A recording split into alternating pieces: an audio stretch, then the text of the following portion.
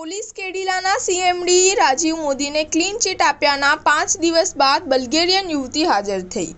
કેડિલાના CMD Rajiv Modi પર દુષ્કર્મનો case કરનારી Bulgarian યુવતી નાટ્યાત્મક રીતે અમદાવાદ શહેરમાં હાજર થઈ છે।